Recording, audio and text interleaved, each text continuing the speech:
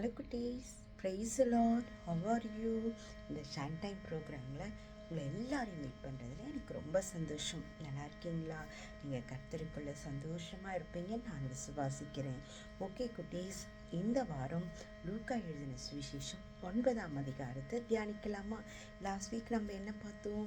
நல்ல நிலத்தில் விழுந்த விதையை போல நம்ம இருக்கணும் அப்படின்னு நம்ம பார்த்தோம். ஏசப்பா இவ்வளோ அற்புதங்களை செய்தார்ன்றதையும் நம்ம தியானித்தோம். கரெக்டாக இந்த வாரம் நம்ம லூக்கா எழுதின சுவிசேஷம் 9ஆம் அதிகாரத்தை நம்ம பார்க்கலாமா? இதில் முக்கியமான அதிகாரங்கள் மொத்தம் 62 வசனங்கள் இருக்குது. அதில் ஒவ்வொரு சாப்டரில் என்னென்ன இருக்குன்றது, வேர்சஸில் என்னென்ன இருக்குதுன்றதை நம்ம தியானிக்கலாமா? எல்லாரும் பைபிள் கொண்டு வந்துட்டீங்களா? ஓகே, நம்ம வசனம் 1லிருந்து 6 வரை நம்ம பார்க்கலாமா?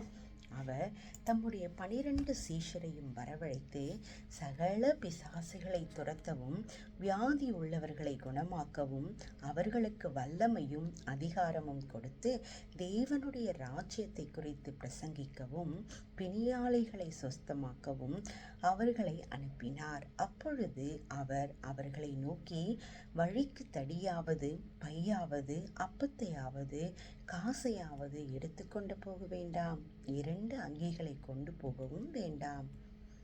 எந்த வீட்டில் பிரவேசிக்கிறீர்களோ அங்கே தங்கி அங்கிருந்து புறப்படுங்கள்.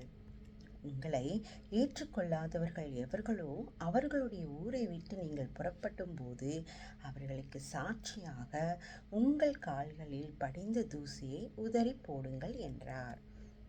அவர்கள் புறப்பட்டு போய் கிராமந்தோறும் திரிந்து எங்கும் சுவிசேஷத்தை பிரசங்கித்து பிணியாளிகளை குணமாக்கினார்கள். இங்கே யாரை பற்றி பார்க்குறோம் குட்டீஸ்? நம்ம ஏசப்பா 12 சீஷர்களை அனுப்பி சுவிசேஷத்தை எங்குமே சொல்லணும், ஊர்களை சொல்லுங்கள், கிராமங்களை சொல்லுங்கள் அப்படின்னு யாரை ஆயத்தப்படுத்துகிறாங்க? சீஷர்களை ஆயத்தப்படுத்துகிறாங்க. ஆயத்தப்படுத்துறதுக்கு முன்னாடி அவர் என்னென்னலாம் சொல்கிறாரு? நீங்கள் என்ன பண்ணுங்கள், பிசாசுகளை துரத்துங்க, வியாதி உள்ளவர்களை குணமாக்குங்க, அந்த அதிகாரத்தையும் வல்லமையும் நான் உங்களுக்கு கொடுத்துட்ருக்கேன். தேவனுடைய ராஜ்யத்தை குறித்து நீங்கள் பிரசங்கிக்கணும், பிணியாளர்களை நீங்கள் சொஸ்தமாக்கணும். நீங்கள் வழியில் போகும்போது தடியாவது பையாவது அப்பத்தையாவது காசையாவது நீங்கள் எடுத்துக்கொண்டு போகாதீங்க. நீங்கள் எங்கேருந்து புறப்படுறீங்களோ அங்கேருந்தே நீங்கள் போங்க அப்படின்னு, நீங்கள் எங்கே தங்கியிருக்கீங்களோ அங்கேருந்தே நீங்கள் புறப்பட்டு போங்க. உங்களை ஏற்றுக்கொள்ளாதவர்கள் எவர்களோ அவர்களுடைய ஊரை விட்டு நீங்கள் என்ன பண்ணுங்க, புறப்படும்போது உங்கள் காலடி இருக்குது இல்லையா, அதுக்கு அந்த தூசியை அங்கே உதறிட்டு போங்க. அது சாட்சியாக இருக்கும். நீங்கள் கிராமத்து தோறும் சுவிசேஷத்தை பிரசங்கித்து பிணியாளர்களை சுஸ்தமாக்குங்க அப்படின்னு யார் சொல்கிறாங்க? ஏசப்பா யார்கிட்ட சொல்கிறாங்க? சீஷர்கிட்ட சொல்கிறாங்க. இன்றைக்கும் ஏசப்பா நம்ம கிட்ட சொல்கிறாரு, நீங்கள் எனக்காக ஊழியம் செய்வீங்களா? எனக்காக இயேசுவின் அன்பை எல்லாருக்கும் சொல்வீங்களா? சுவிசேஷத்தை சொல்வீங்களா? அப்படின்னு ஏசப்பா உங்களை குறித்தும் என்னை குறித்தும் பெரிய பாரம் கொண்டிருக்கிறாரு.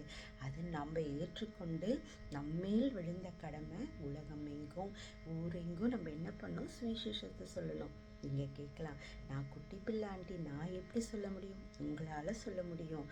எப்படி? உன் ஃப்ரெண்ட்ஸுக்காக நீ ஜெபிக்கும் பொழுது உன் ஃப்ரெண்ட்ஸுக்கு நீ ஆறுதலாக, ஏசப்பா உன்னை நேசிக்கிறாருமா, உனக்காக நான் என்ன பண்ணுறேன், ஜெபிச்சுக்கிறேன், இந்த பிரச்சனையில் ஏசப்பா கட்டாயம் உனக்கு விடுதலை தருவார், நான் உனக்காக ஜெபிக்கிறேன்னு அப்படின்னு நீங்கள் ஃபஸ்ட்டு ஸ்டார்ட் பண்ணணும். எடுத்த உடனே நீ கிறிஸ்டினா மாறு, ஞானஸ்தானிடு அப்படின்னு சொன்னால் எல்லாரும் என்ன பண்ணுவாங்க, நீங்கள் என்ன மதம் மாற்றுறீங்களா அப்படின்னு கேட்பாங்க. சரியா? ஏசப்பா மத மாற்றம் வரல, நம்மளை மனம் திரும்பி நம்மளை மீட்கவே இந்த பூமிக்கு அவர் வந்தார். சரியா குட்டீஸ்? ஓகே, அடுத்தது வசனம் 7லிருந்து 9. இங்கே யாரை பற்றி பார்க்குறோன்னா, ஏரோது என்ற ஒரு ராஜா இயேசுவை பற்றி கேள்விப்பட்டு குழப்பம் அடைகிறாரு. 7லிருந்து 9வது வசனம் வாசிக்கலாமா? அப்பொழுது காற்பங்கு தேசாதிபதியாகிய ஏரோது அவரால் செய்யப்பட்ட யாவையும் கேள்விப்பட்டதும் அன்றி, சிலர் யோவான் மரித்தோரிலிருந்து எழுந்தான் என்றும், சிலர் எலியா தோன்றினான் என்றும், வேறு சிலர் பூர்வ காலத்து தீர்க்க தரிசிகளில் ஒருவன் உயிர்த்தெழுந்தான் என்றும் சொல்லிக்கொண்டு கலக்கமடைந்து, யோவானை நான் சிரசேதம் பண்ணினேன், இவன் இப்படிப்பட்டவைகளை செய்கிறான் என்று கேள்விப்படுகிறேனே, இவன் யார் என்று ஏரோது சொல்லி அவரை பார்க்க விரும்பினான். இங்கே யாரை பார்க்குறோம்? ஏரோது ராஜா. ஏரோது ராஜாவுக்கு ஒரே கலக்கம். எல்லாரும் ஏசப்பா பற்றி சொல்கிறாங்களே, ஒருவேளை தீர்க்கதரிசியா, ஒருவேளை யோவானை நான் சிரசேதம் பண்ணினேனே, இப்படிப்பட்டவைகளை நான் கேள்விப்படுறேன், இவன் யாரு அப்படின்னு ஏசப்பா குறித்து ஒரு பெரிய கலக்கம் வந்துடுச்சு. சரியா? அடுத்தது வசனம் 10-17 வாசிக்கலாமா? அப்போஸ்தலர் திரும்பி வந்து தாங்கள் செய்த யாவையும் அவருக்கு விவரித்து சொன்னார்கள். அப்பொழுது அவர் அவர்களை கூட்டிக் கொண்டு தனித்திருக்கும்படி பெத்சாய்தா என்னும் பட்டணத்தை சேர்ந்த வனாந்தரமான ஒரு இடத்துக்கு போனார். ஜனங்கள் அதை அறிந்து அவர் பின்னே போனார்கள். அவர்களை அவர் ஏற்றுக்கொண்டு தேவனுடைய ராஜ்யத்தை குறித்து அவர்களுடனே பேசி சொஸ்தமடைய வேண்டும் என்றிருந்தவர்களை சொஸ்தப்படுத்தினார். சாயங்காலம் ஆகிற போது 12 சேர்ந்து வந்து அவரை நோக்கி, நாம் இருக்கிற இடம் வனாந்தரமாய் இருக்கிறது, சுற்றியிருக்கிற ஊர்களிலும் கிராமங்களிலும் ஜனங்கள் போய் தங்கி போஜன பதார்த்தங்களையும் சம்பாதித்து கொள்ளும்படி அவர்களை அனுப்பிவிட வேண்டும் என்றார்கள். அவர் அவர்களை நோக்கி, நீங்களோ அவர்களுக்கு போஜனம் கொடுங்கள் என்றார். அதற்கு அவர்கள், எங்களிடத்தில் 5 அப்பங்களும் 2 மீன்கள் மாத்திரம் உண்டு. இந்த ஜனங்கள் எல்லோருக்கும் போஜனம் கொடுக்க வேண்டியதே, ஆனால் நாங்கள் போய் வாங்கி கொண்டு வர வேண்டுமே என்றார்கள். ஏறக்குறைய 5000 புருஷர் இருந்தார்கள். அவர்களை பந்திக்கு 50 பேராக உட்காரும்படி சொல்லுங்கள் என்று தம்முடைய சீஷர்களுக்கு சொன்னார். அவர்கள் அந்தபடி எல்லோரையும் உட்காரும்படி செய்தார்கள். அப்பொழுது அவர் அந்த 5 அப்பங்களையும் அந்த 2 மீன்களையும் எடுத்து வானத்தை அண்ணாந்து பார்த்து அவைகளை ஆசீர்வதித்து பிட்டு ஜனங்களுக்கு முன்பாக வைக்கும்படி சீஷர்களிடத்தில் கொடுத்தார். எல்லோரும் சாப்பிட்டு திருப்தி அடைந்தார்கள். மீதியான துணிக்கைகள் 12 கூடை நிறைய எடுக்கப்பட்டது. இங்கே நம்ம யாரை பற்றி பார்க்குறோம் குட்டீஸ்? ஏசப்பா என்ன பண்ணுறாரு? பெத்சாய்தா என்ன பட்டணத்துக்கு வராரு. அங்கே அந்த பட்டணம் வனாந்தரமான ஒரு இடத்துக்கு அவர் போகும் பொழுது அங்கே ஜனங்கள் எல்லாம் அவர் பின்னாடி வராங்க. அப்படி வந்த பிறகு அவர் என்ன பண்ணுறாரு? தேவனுடைய ராஜ்யத்தை குறித்து அவர்களுடனே பேசி சொஸ்தமடைய வேண்டும் என்று இருந்தவர்களை என்ன பண்ணாரு? சொஸ்தமடைய செய்தார். அப்புறம் ஈவினிங் ஆகிட்ட உடனே 12 சீஷர்களும் சேர்ந்து வந்து ஏசப்பா கிட்ட சொல்கிறாங்க, இந்த மாதிரி ஊர்களிலும் கிராமங்களிலும் ஜனங்கள் போய் தங்கி போஜன பதார்த்தங்களை சம்பாதித்து கொள்ளும்படி அவர்களை அனுப்பிடுங்க. அதாவது ஏசப்பா ஈவினிங் ஆயிடுச்சு, இவங்க எல்லாரையும் அனுப்புங்க, அப்போ தான் அவங்க என்ன பண்ணுவாங்க? வெஜிடபிள் எல்லாம் வாங்கி சமைச்சு சாப்பிட முடியும். இல்லை நேரம் ஆகுது, நம்மளை சுற்றி ஒன்றுமே இல்லை. அப்போது அவர் சொல்கிறாரு, நீங்களே அவர்களுக்கு போஜனம் கொடுங்கள், அதாவது சாப்பாடு கொடுங்களே அப்படின்னு சொன்ன உடனே, எங்களிடத்துல 5 அப்பமும் 2 மீன் தான் இருக்கு, அதுவும் ஒரு சிறுவன் வச்சிருக்கான் அப்படின்னு சொன்ன உடனே, இங்கே எத்தனை பேர் இருக்காங்க? 5000 பேர் இருக்காங்க. அப்போது அவர்களுக்கு நான் கொடுக்கணுமே, பத்தாதே அப்படின்னு சீஷர்கள் கான்வர்சேஷன் யார்கிட்ட பண்ணுறாங்க? ஜீசஸ் கிட்ட பண்ணுறாங்க. அப்போ ஏசப்பா சொல்கிறாரு, 50 பேராக உட்காரும்படி சொல்லுங்க. அப்படி சொன்ன பிறகு எல்லாரையும் உட்காரும்படி செய்தார். ஏசப்பா என்ன பண்ணாரு? அந்த 5 அப்பத்தை 2 மீனை என்ன பண்ணாரு? வானத்தை பார்த்து அவைகளை ஆசீர்வதித்து அதை பிட்டு ஜனங்களுக்கு வைக்கும்படி சீஷர்களிடத்தில் அவர் கொடுத்தாரு. அப்போ என்ன பண்ணாங்கன்னா, அவர் கொடுத்த பிறகு எல்லோரும் சாப்பிட்டு திருப்தி அடைந்தார்கள். மீதியான துணிக்கைகளை 12 கூடை நிறைய எடுக்கப்பட்டது. இங்கே பார்த்தீங்களா? ஏசப்பா என்ன பண்ணாரு? அந்த வனாந்தரமான இடத்துல என்ன இல்லை, சாப்பாடு இல்லை. சீஷர்கள் எல்லாம் என்ன சொல்கிறாங்க? ஏசப்பா சீக்கிரமாக அனுப்பிடுங்க, ஈவினிங் ஆகிடுச்சு, அவங்க ஏதாவது வெஜிடபிள்ஸ் வாங்கி சமைச்சு சாப்பிடணும், இங்கே எங்ககிட்ட ஒன்றுமே இல்லைன்னா நாங்கள் போய் வாங்கிட்டு வரணும், டைம் ஆகிடும். இங்கே எத்தனை பேர் இருக்குன்னு சொன்னோன்னே 5000 பேர் இருக்காங்க. அவங்க எல்லாரும் என்ன பண்ணாங்க? 50-50 உட்கார வைங்க அப்படின்னு ஏசப்பா சீஷர்களுக்கு கட்டளையிடுறாரு. அப்படி உட்கார்ந்த பிறகு ஏசப்பா என்ன பண்ணுறாரு? அந்த அப்பத்தை பிட்டு வானத்தை அண்ணாந்து பார்த்து ஆசீர்வதித்து அப்பத்தை என்ன பண்ணார், பிட்டு எல்லாருக்குமே அவர் கொடுத்தது மட்டும் இல்லாமல் சீஷர்கள் என்ன பண்ணாங்க, 12 நிறக்கூடைய எடுத்து வச்சாங்க. சரியா குட்டீஸ்? இன்னைக்கு கூட நம்ம வாழ்க்கை வனாந்தரமாக இருக்கும் இல்லையா? ஒரு ஆசீர்வாதம் இல்லையே, எல்லாரும் நல்லா இருக்காங்க, எனக்கு ஒரு ஆசீர்வாதம் கூட இல்லையே, எல்லார்கிட்டையும் நான் ஏமாந்து நிற்கிறேனே, எல்லாருமே என் ஃப்ரெண்ட்ஸ் என்னை ஏமாத்திட்டாங்களே, நான் படிப்பில் ரொம்ப நல்லா இருக்கிறேனே, எல்லாரும் என்னை நேசிக்கலையே அப்படின்னு வருத்தப்படுறீங்களா? இன்னைக்கு ஆண்டவர் சொல்கிறாரு, உங்ககிட்ட இருக்கிறத வச்சு தான் ஏசப்பா உயர்த்த போகிறாரு. அப்படி என்கிட்ட என்ன இருக்குன்னு சொல்லலாம் இல்லையா? உங்களுக்கே தெரியாத நல்ல குணங்களை ஏசப்பா உங்களுக்கு கொடுத்துருக்காரு குட்டீஸ். நீங்கள் நல்ல பேச்ச திறமையாக இருக்கலாம், ரைட்டிங் ஸ்கில் இருக்கலாம், இல்லை நல்ல வசனம் சொல்கிறவர்களாக இருக்கலாம், இல்லை நல்ல குக்கிங் பண்ணுறவர்களாக இருக்கலாம், இல்லை நல்ல ஹேண்ட் ரைட்டிங் எழுதுகிறவர்களாக இருக்கலாம். இதை கொண்டு தான் ஏசப்பா உங்களை உயர்த்த போகிறாரு. சரியா? இதை நீங்கள் அற்பமாக நினைக்கிறீங்களோ அதை கொண்டு தான் ஏசப்பா என்ன பண்ண போகிறாரு, ஆசீர்வதிக்க போகிறாரு. வனாந்திரத்தில் ஒன்றுமே கிடைக்காதுன்னு நினச்ச எல்லாருக்கும் ஏசப்பா என்ன பண்ண, திருப்தியாய் சாப்பாடு கொடுத்து எல்லாரும் சாப்பிட்டு திருப்தியாக போனாங்க. அதே மாதிரி உங்கள் வாழ்க்கையில் இன்னைக்கு ஆண்டவர் என்ன பண்ணுவார், ஒரு பெரிய ஆசீர்வாதத்தை தர காத்துட்ருக்கிறாரு. இன்னைக்கு நீங்கள் ஒப்பு கொடுக்கணும். சரியா? ஓகே, அடுத்தது நம்ம பார்க்க போகிற வசனம் 18 27. இங்கே ஏசப்பா பேதுரு கிட்ட என்ன கான்வர்சேஷன் பண்ணுறாங்க, சீஷர்கள் கிட்ட என்ன கான்வர்சேஷன் பண்ணுறாங்க பார்க்கலாமா? 18 27 வசனம்.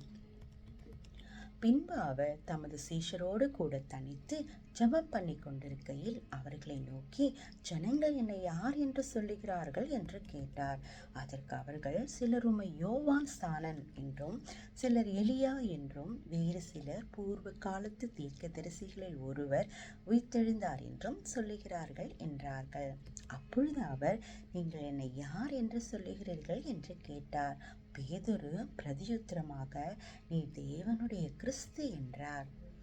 அப்பொழுது அவர்கள் அதை ஒருவருக்கும் சொல்லாதபடிக்கு உறுதியாய் கட்டளையிட்டார். மேலும் மனுஷகுமாரன் பல பாடுகள் படவும், மூப்பராலும் பிரதான ஆசாரியாரும் வேத பாரகராலும் ஆகாதவன் என்று தள்ளப்படவும் கொல்லப்படவும் 3ஆம் நாளில் உயிர்த்தெழுந்திருக்க வேண்டும் என்று சொன்னார். பின்பு அவர் எல்லோரையும் நோக்கி, ஒருவன் என் பின்னே வர விரும்பினால் அவன் தன்னைத்தானே வெறுத்து தன் சிலுவையை அனுதினமும் எடுத்துக்கொண்டு என்னை பின்பற்ற கடவன். தன் ஜீவனை ரட்சிக்க விரும்புகிறவன் அதை இழந்து போவான். என் நிமித்தமாக தன் ஜீவனை இழந்து போகிறவன் அதை ரட்சித்துக் கொள்வான். மனுஷன் உலகம் முழுவதும் ஆதாயப்படுத்தி கொண்டாலும் தன்னைத்தான் கெடுத்து நஷ்டப்படுத்தினால் அவனுக்கு லாபம் என்ன? என்னை குறித்தும் என் வார்த்தைகளை குறித்தும் எவன் வெட்கப்படுகிறானோ அவனை குறித்து மனுஷகுமாரன் தம்முடைய மகிமையோடும் பிதாவின் மகிமையோடும் பரிசுத்த தூதர்களின் மகிமையோடும் வரும்போது வெட்கப்படுவார். இங்கே நிற்கிறவர்களில் சிலர் தேவனுடைய ராஜ்யத்தை காணும் முன் மரணத்தை ருசி பார்ப்பதில்லை என்று மெய்யாகவே உங்களுக்கு சொல்லுகிறேன் என்றார். இங்கே பார்க்கட்டீஸ், இங்கே நம்ம யாரை பார்க்குறோம்? பேதுரு கிட்டையும் சீஷர்கள் கிட்டையும் ஏசப்பா கான்வர்சேஷன் கொடுக்குறாரு. ஏசப்பா கேட்குறாரு, இங்கே யோவான் உங்களை என்ன யாருன்னு சொல்கிறாங்க? ஏசப்பா என்ன பண்ணுறாரு, ஜெபம் பண்ணி கொண்டிருக்கையில் அவர்களை நோக்கி, ஜனங்கள் ஏசப்பா சீஷர்களோட தனித்து ஜெபம் பண்ணுறாரு. யார்? ஏசப்பா. அப்போ அவங்க கேட்குறாங்க, ஜனங்கள் என்னை யாருன்னு சொல்கிறாங்க அப்படின்னு சீஷரை பற்றி கேட்குறாங்க. அப்போ சீஷர்கள் சொல்கிறாங்க, உம்மை யோவான் ஸ்நானகனும் எலியா என்றும் பூர்வ காலத்து தீர்க்க தரிசிகளில் ஒருவர் உயிர்த்தெழுந்தார் என்று சொல்கிறாங்க ஏசப்பா அப்படின்னு சீஷர்கள் எல்லாம் ஏசப்பா பற்றி சொல்கிறாங்க. அப்போது ஏசப்பா சொல்கிறாங்க, சரி நீங்கள் என்னை யாருன்னு சொல்கிறீங்க அப்படின்னு கேட்ட உடனே, நீங்கள் தேவனுடைய கிறிஸ்து அப்படின்னு சொன்ன உடனே, சரி இதை ஒருவருக்கும் நீங்கள் சொல்லாதபடி உறுதியாக இருங்க அப்படின்னு ஏசப்பா என்ன பண்ணுறாரு, சீஷர்களுக்கு கட்டளையிடுறாரு. அப்போது ஏசப்பா சொல்கிறாரு, மனுஷகுமாரன் பாடுபடவும் மூப்பராலும் பிரதான ஆசாரியர்களாலும் வேத பாரகராலும் ஆகாதவன் என்று தள்ளப்படவும் கொல்லப்படவும் 3ஆம் நாளில் உயிர்த்தெழுந்திருக்க வேண்டும் என்று சொன்னார். இதை கேட்ட உடனே அவங்களுக்கு புரியல. அப்போ ஏசப்பா என்ன சொல்றாரு, நான் என்ன மனுஷகுமாரன் யாரு? ஏசப்பாலையா நிறைய பாடுபடுவோம். நிறைய மூப்பர்களாலும் பிரதான ஆசாரிகளாலும் வேதப்பார்களாலும் அவர் என்ன பண்ணால் கஷ்டப்பட்டு உயிர்த்தெழுவார், மரித்து 3ஆம் நாளில் உயிர்த்தெழுந்தப்படுவார்னு அவர் சொல்கிறாரு. அப்புறம் எல்லாரையும் நோக்கி அவர் இன்னொரு வார்த்தை என்ன சொல்லுவார்? நீங்கள் என்ன பண்ணணும், என்னை பின்பற்றி வரணும். அப்படி என்னை பின்பற்றி வரணும்னா தன்னைத்தானே வெறுத்து தன் சிலுவையை அனுதினமும் எடுத்துக்கொண்டு என்னை பின்பற்ற கடவன். தன் ஜீவனை ரட்சிக்க விரும்புகிறவன் அதை இழந்து போவான். என் நிமித்தமாக தன் ஜீவனை இழந்து போகிறவன் அதை ரட்சித்துக் கொள்வான். என்ன சொல்ற? அப்போ நான் எல்லாத்தையும் விட்டு வரணுமா? ஆமா குட்டீஸ், நம்முடைய சுய இச்சைகள், உலக பிரகாரமான ஆசைகள், அப்புறம் ஆண்டவருக்காக நம்ம அர்ப்பணிப்போடு எப்போவுமே இருக்கணும். அதுதான் தன் சிலுவையை அனுதினமும் எடுத்துக்கொண்டு வரணும். உங்களுக்கு பரியாசம் பண்ணுறாங்களா? நீ ஒரு கிறிஸ்துவன் பரியாசம் பண்ணுறாங்களா?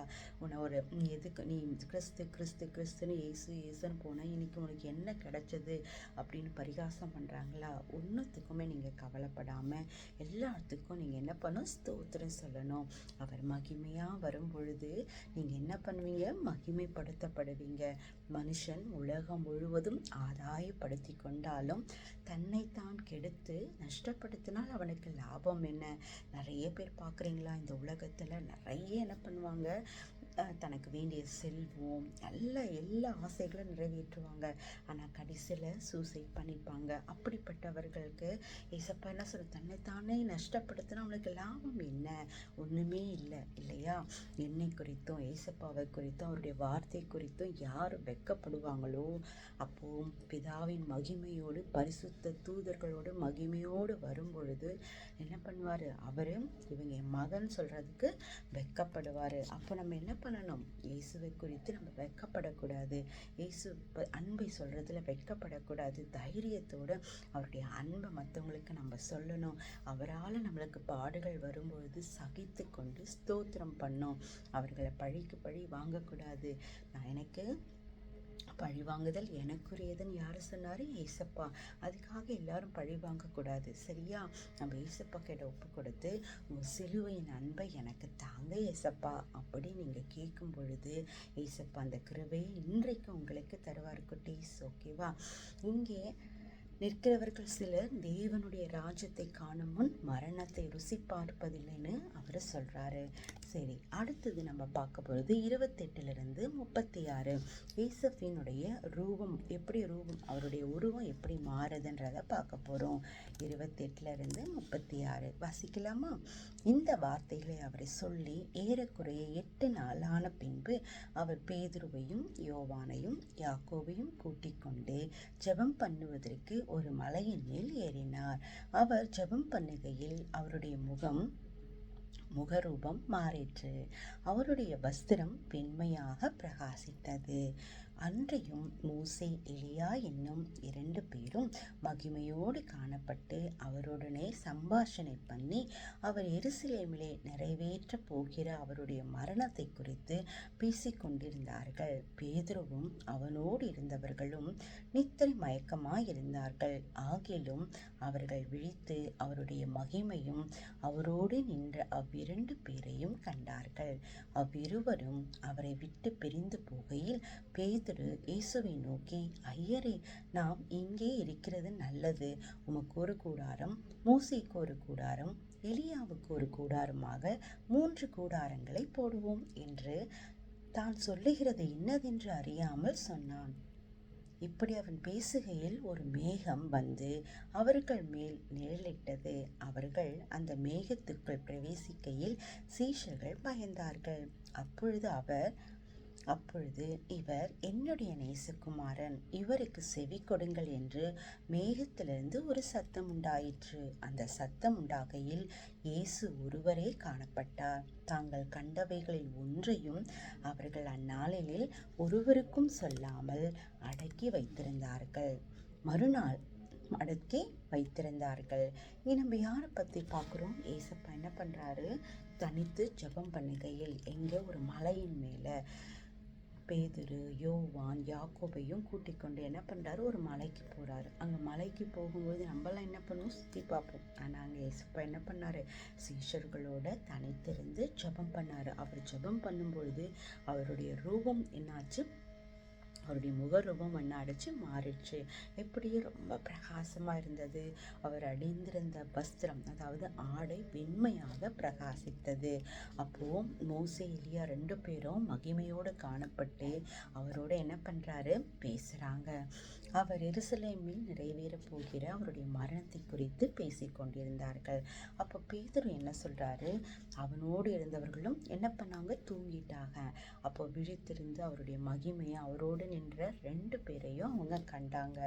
அப்போ அவர் விட்டு பிரிந்து போகில் பேதுரு ஏசப்பாவை நோக்கி, ஏசப்பா, உங்களுக்கு ஒரு கூடாரம், மோசேக்கு ஒரு கூடாரம், எலியாவுக்கு ஒரு கூடாரம், 3 கூடாரம் போட்டு நம்ம இருக்கலாமா அப்படின்னு நம்ம என்ன சொல்கிறோன்னே தெரியாமல் அவர் என்ன பண்ணார், அவர்கிட்ட பேசினார். அப்போ பேசும்பொழுது ஒரு மேகம் அவர் மேலே வந்து அவருக்கு என்ன சொல்ற, இவர் என்னுடைய நேசகுமாரன், நான் இவர் மேலே ரொம்ப பிரியமாக இருக்கிறேன், இவருக்கு செவி கொடுங்க அப்படின்னு ஒரு சத்தம் மேகத்திலிருந்து, வானத்திலிருந்து உண்டாயிடுச்சு. அந்த சத்தத்தை இயேசு ஒருவரே காணப்பட்டார். அப்போ அங்கே நாட்களை ஒருவரும் சொல்லாமல் அடக்கி வைத்திருந்தாங்க, யாருக்கும் சொல்லாமல் அவங்களுக்குள்ளே அதை வச்சுருந்தாங்க.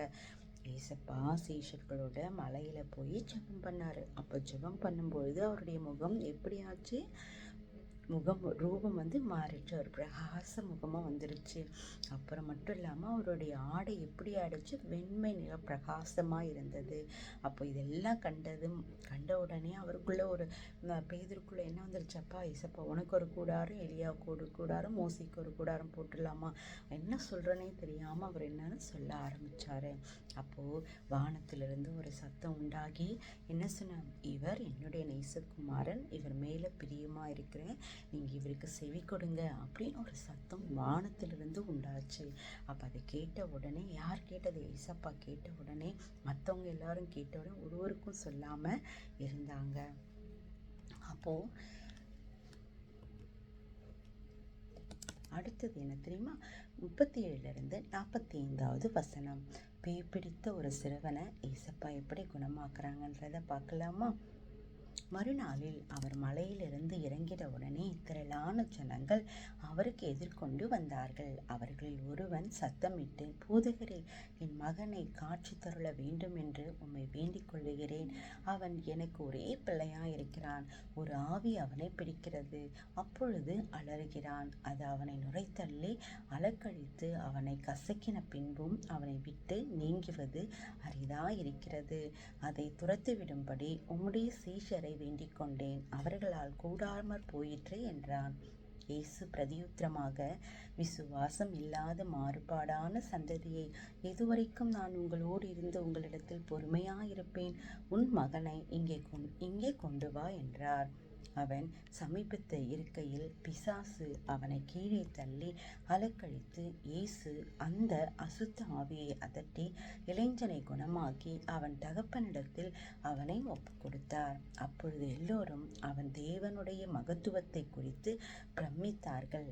இயேசு செய்து யாவையும் குறித்து அனைவரையும் ஆச்சரியப்படுகையில் அவர் தம்முடைய சீஷர்களை நோக்கி, நீங்கள் இந்த வார்த்தைகளை கவனமாய் கேளுங்கள். மனுஷகுமாரன் மனுஷன் கையில் ஒப்பு கொடுக்கப்பட போகிறார் என்றார். அவர்கள் அந்த வார்த்தையில் கருத்தை அறிந்து கொள்ளவில்லை. அது அவர்களுக்கு தோன்றாமல் மறைப்பொருளுமாய் இருந்தது. அந்த வார்த்தை குறித்து அவர்களிடத்தில் விசாரிக்கவும் பயந்தார்கள். இங்கே யாரை பார்க்குறோம் குட்டீஸ், ஏசப்பா மலையிலேருந்து ஜெபித்து கீழே வரும்பொழுது என்ன பண்ணுறாங்க, ஒரு சிறுவனை, பேய் பிடித்த ஒரு சிறுவனை ஏசப்பா கிட்ட கொண்டு வராங்க. ஏசப்பா கிட்ட கொண்டு வரதுக்கு முன்னாடி யார்கிட்ட கொண்டு போகிறாங்க, சீஷர்களிடத்துல கொண்டு போகிறாங்க. சீஷர்களால் என்ன பண்ண முடியல, குணமாக்க முடியல. அப்போது அந்த தகப்பன் தன் ஏசப்பா பார்த்து உங்கள் சீஷர்கள் இடத்துல கொண்டு போன ஏசப்பா அவங்களால முடியல, நீங்கள் காப்பாற்றுங்க அப்படின்னு வந்து இருக்கும் பொழுது அவர் சொல்கிறாரு இந்த வார்த்தைகளை. நீங்கள் என்ன சொல்கிறீங்க? ஏசு பிரதியுத்தரமாக என்ன சொல்கிறாரு? விசுவாசம் இல்லாத மாறுபாடான சந்ததி எது வரைக்கும் நான் உங்களோடு இருப்பேன், உங்களிடத்துல பொறுமையாக இருப்பேன் அப்படின்னு அவர் திட்டிட்டு கடிந்து கொண்டு அந்த மகனை கொண்டு வா அப்படின்னு சொல்ல உடனே ஏசப்பா பார்த்த உடனே அந்த பிசாசு என்ன ஆச்சு? நுரைத்தள்ளி, வாயிலிருந்து நுரைத்தள்ளி கீழே விழுந்துருச்சு, அலக்கழித்து கீழே விழுந்துச்சு. ஏசப்பா என்ன பண்ணாரு? அந்த இளைஞனை குணமாக்கி தகப்பனிடத்துல ஒப்பு கொடுத்தாரு. ஏசப்பா பார்த்தீங்களா, தேவனுடைய மகத்துவத்தை குறித்து எல்லாரும் பிரமித்தாங்க. இயேசு செய்த எல்லாவற்றையும் ஆச்சரியப்பட்டு சீஷர்களை நோக்கி நீங்கள் இந்த வார்த்தைகளை கவனமாக கேளுங்க அப்படின்னு சொல்கிறாங்க. இங்கே பாருங்கள், ஒரு தகப்பன் தன் பிசாசு பிடிச்ச ஒரு சிறுவனை யார் இடத்துல கொண்டு வராங்க? ஜீசஸ் கிட்ட. அப்போது ஜீசஸ் கிட்ட கொண்டு வரதுக்கு முன்னாடி யார்கிட்ட கொண்டு போகிறாங்க? சீஷர்களிடத்துல. சீஷர்களால் முடியல, ஏன்னா அந்த பிசாசு அவர்களால் துரத்த முடியல. அது என்ன, உடனே ஏசப்பா என்ன பண்ணார்? அந்த தகப்பன் ஏசப்பா கிட்ட கொண்டு போனேன், உங்கள் சீஷரால் முடியல ஏசப்பா, நீங்கள் குணமாக்குங்க. அப்போ ஏசப்பா என்ன பண்ணுறாரு? ஒரு கடிந்து கொள்கிற விசுவாசம் இல்லாத மாறுபாறான சந்ததி எது வரைக்கும் நான் பொறுமையாக இருப்பேன் அப்படின்னு ஏசப்பா என்ன பண்ணுறாரு? கடிந்து கொள்கிறாரு. அப்போ ஏசப்பா என்ன பண்ணுறாரு? அந்த சிறுவனை குணப்படுத்தி தகப்பனிடத்துல கொடுக்குறாரு. நம்ம கூட விசுவாசம் இல்லாமல் பல நாட்களை ஜெபித்து கொண்டு இருக்கலாம். எனக்கு இது வேணும், அது வேணும், இது செய்யுங்க, இது அற்புதம் செய்யுங்க அப்படின்னு நம்ம ஜெபித்து கொண்டிருக்கலாம். ஆனால் ஒரு அற்புதமும் நம்ம காண முடியாது இல்லையா? பல நேரங்களில் அதுக்கு நீ என் ஏசப்பா கிட்ட என்ன பண்ணுவோம்? சண்டை போடுவோம். ஏசப்பா நான் எவ்வளோ கேட்குறேன், நீங்கள் தரமாட்டேன்றீங்களே. அப்போது நம்ம சோதி தரணும், நமக்குள்ள பாவம் எங்கே இருக்குது, ஏசப்பா கிட்ட ஒப்பு கொடுக்கணும் விசுவாசத்தோடு. கடிகள் விசுவாசம் இருந்தால் இந்த மலையை நீ பார்த்து இங்கிருந்து அங்கே போன்னு சொன்னாலும் போகும். அந்த விசுவாசத்தை தான் ஏசப்பா நம்ம கிட்ட கேட்குறாரு. அதை பார்த்து தான் ஏசப்பா சொல்கிறாரு, மாறுபாடான சந்ததியே, விசுவாசம் இல்லாத சந்ததி எதுவரை நான் பொறுமையாக இருப்பேன் அப்படின்னு ஏசப்பா சீஷர்களை கடிந்து கொண்டாரு. நம்ம அப்படி இருக்கக்கூடாது. எப்பொழுதும் விசுவாசம் உள்ளவர்களாய் ஜெபத்தில் எவைகளை கேட்பீர்களோ அவைகளை பெற்றுக்கொள்வீர்கள் என்று நம்ம விசுவாசிக்கணும். விசுவாசிச்சுட்டு மறுபடியும் டவுட் பண்ணால் அதுதான் விசுவாசம். அது இருக்கக்கூடாது. சரியா குட்டீஸ்? ஓகே, அடுத்தது 46லேருந்து 50, 51லேருந்து 62 நம்ம பார்க்கலாமா? இதில் யார் உண்மையான பெரியவர், இயேசுவை பின்பற்றதனுடைய முக்கியத்துவம் என்ன அப்படின்னு நம்ம பார்க்கலாமா? ஓகே, 46லேருந்து 50 எடுக்கலாமா? பின்பு தங்களில் எவன் பெரியவனாயிருக்கிறான் என்ற வாக்குவாதம் அவர்களுக்கு உண்டாயிற்று. இயேசு அவர்கள் இருதயத்தின் யோசனைகளை அறிந்து ஒரு சிறு பிள்ளையை எடுத்து அதை தமதருகே நிறுத்தி அவர்களை நோக்கி, இந்த சிறு பிள்ளையை என் நாமத்தின் நிமித்தம் ஏற்றுக்கொள்ளுகிறவன் என்னை ஏற்றுக்கொள்ளுகிறான், என்னை ஏற்றுக்கொள்ளுகிறவன் என்னை அனுப்பினவரை ஏற்றுக்கொள்ளுகிறான்.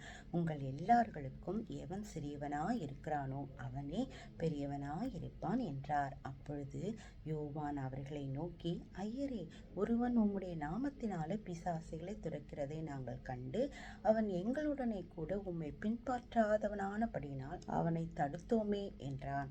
அதற்கு இயேசு, தடுக்க வேண்டாம், நமக்கு விரோதியாயிராதவன் நமது பட்சத்தில் இருக்கிறான் என்றார்.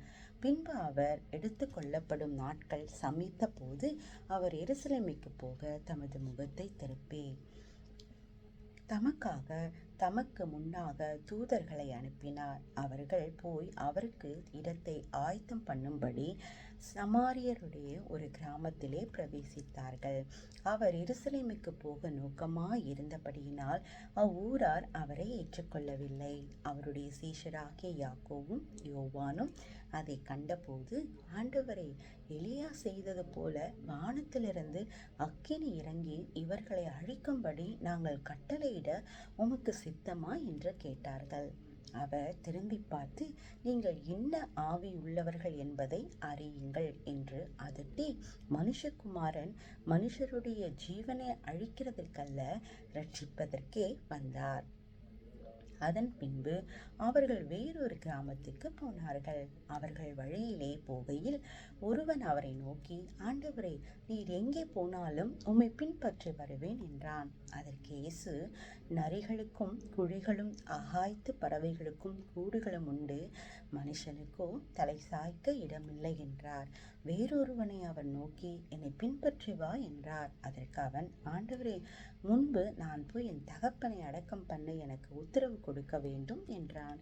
அதற்கு இயேசு, மரித்தோர் தங்கள் மரித்தோரை அடக்கம் பண்ணட்டும், நீ போய் தேவனுடைய ராஜ்யத்தை குறித்து பிரசங்கி என்றார். பின்பு வேறொருவன் அவரை நோக்கி, ஆண்டவரே, உம்மை பின்பற்றுவேன், ஆனாலும் முன்பு நான் போய் வீட்டில் இருக்கிற இடத்தில் அனுபவித்து கொண்டு வரும்படி எனக்கு உத்தரவு கொடுக்க வேண்டும் என்றான். அதற்கு இயேசு, கலப்பையின் மேல் தன் கையை வைத்து பின்னிட்டு பார்க்கிற எவனும் தேவனுடைய ராஜ்யத்துக்கு தகுதியுள்ளவள் அல்ல என்றார். இங்கே நம்ம யாரை பார்க்குறோம் குட்டீஸ்? நம்ம எப்படி தாழ்மையாக இருக்கணும் அப்படின்னு பார்க்குறாங்க. அப்போது சீஷர்கள் கேட்குறாங்க, உண்மையாக பெரியவர்கள் யார் அப்படின்னு கேட்குறாங்க. ஏசப்பா ஒரு சிறு குழந்தையை கொண்டு வந்து நிறுத்தி, இந்த குழந்தையை போல, அந்த குழந்தை மனசு எப்படி இருக்கும்? என்ன சொன்னாலும் கேட்கும், என்ன சொன்னாலும் டேடி மம்மி என்ன சொன்னாலும் கேட்கும். ஒரு வயசு பாப்பா பிறந்த குழந்தையெல்லாம் பார்த்துட்டிங்கன்னா ஒரு 6 மாதத்துலேருந்து அம்மாவும் அப்பாவும் என்ன சொல்கிறாங்களோ அதுதான் கேட்கும். பார்த்துருக்கீங்களா? கீழே பொண்ணு போட்டுரும், அதனுடைய வேல்யூ அதுக்கு தெரியாது.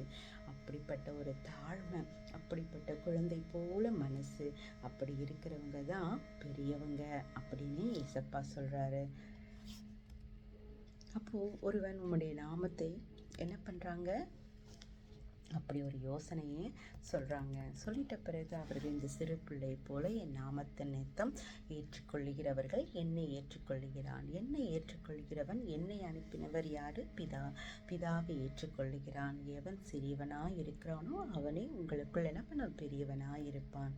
அப்போது யோவான் சொல்கிறாரு, அப்போ ஐயரே, உம்முடைய நாமத்தில் பிசாசைகளை துரத்துகிற நாங்கள் கண்டு அவர்களை எங்களோட பின்பற்றாதவர்களைப்படி நாங்கள் தடுத்தோம். அப்போ இசப்பா சொல்கிறாங்க, தடுக்க வேண்டாம்.